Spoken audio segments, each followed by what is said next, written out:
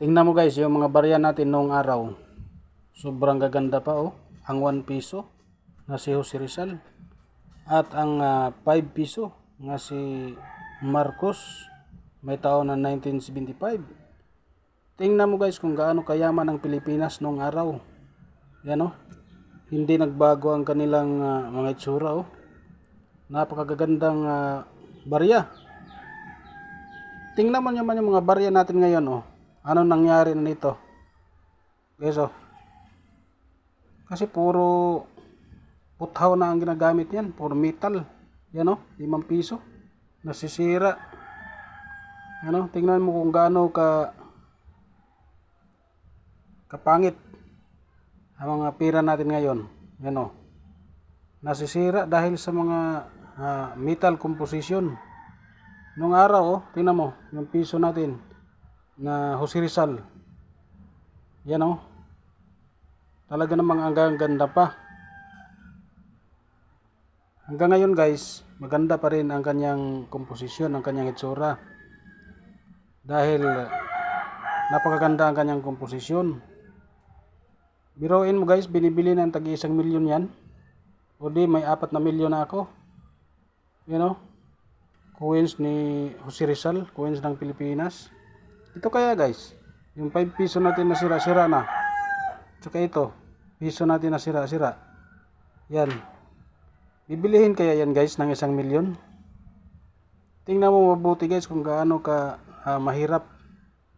Kung gaano kahirap yung Pilipinas ngayon. Tingnan mo. Yung mga barya natin nasisira. Yan o. Ilang taon pa lang yan. Samantalang yung pera dati, hindi man lang nasisira. Kunting gas-gas lang oh. Ang gaganda pa ng mga itsura. Dahil yan sa composition na ginagamit guys. Sobrang laki po, hindi na nga lahat yung piso natin ngayon. Sobrang pangit na ng mga barya natin ngayon guys. Dahil sa metal composition ang ginawa nila. Yan o. Oh. Yung piso natin na metal composition, sisira na. Sobrang pangit. Yan, mabibinta kaya ng 1 milyon yan guys. Yung mga error coins na yan. Yung 5 piso. Hindi na nga lahat eh. Sobrang pangit na rin oh. Samantalang yung dati oh, tingnan mo. Ang ganda pa. Sobrang laki pa oh. Oh. Oh, paano natin masasabi na nung araw, panahon ni Ferdinand Marcos, talamak ang korupsyon. So ngayon nangyari yan guys. Sa mga bagong umupo na mga presidente. Yan oh. Kita mo naman ito oh. Ngayon guys, dahan-dahan na tayong bumabangon dahil sa ginagawa ng ating presidente, PBBM. Ano? Marami pa ring mga tao na naninira sa kanya, hindi na lang mag-research at alamin kung anong ginawa ng ating mga nakaupo sa bayan. Kung mayroong mang mali, huwag na sana magsalita. Magsaliksik na lang. Tingnan mo nangyari oh, dahil sa kakasalita niyang hindi tama sa ating mga nakaupo guys. Tingnan mo. Dapat kung magsalita kayo diyan sa ating mga nakaupo guys, dapat mayroon kayong mga ebidensya.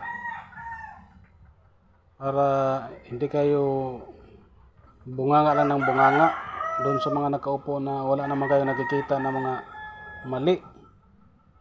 Dito mo makikita guys ang nakaraang panahon. Saka ngayon, tingnan mo, sa barya natin oh. Yung barya natin na piso dati, sobrang ganda pa. Yan oh. Ganda pa ng composition. Ngayon, tingnan mo ngayon, ang sira-sira na oh. Kung sinong nakaupo dyan, alalay na lang sana tayo dahil wala naman tayong alam dyan. Dito na lang tayo kukulikta sa mga barya na mga pinaglumaan. At hindi ito milyon guys ha. Face value lang ang mga ito guys, walang milyon dito. Magkakataon man ng milyon, kung dubling yung itsura na yan at mayroong grado yung barya mo, pwede maging milyon yan. Dalhin natin sa auction yan, pagraduhan natin sa mga professional na mga coin collector natin guys, kung mayroong kayong ganyang barya. Pero ganito ang itsura guys, walang bumibili ng milyon. Face value lang ang mga yan.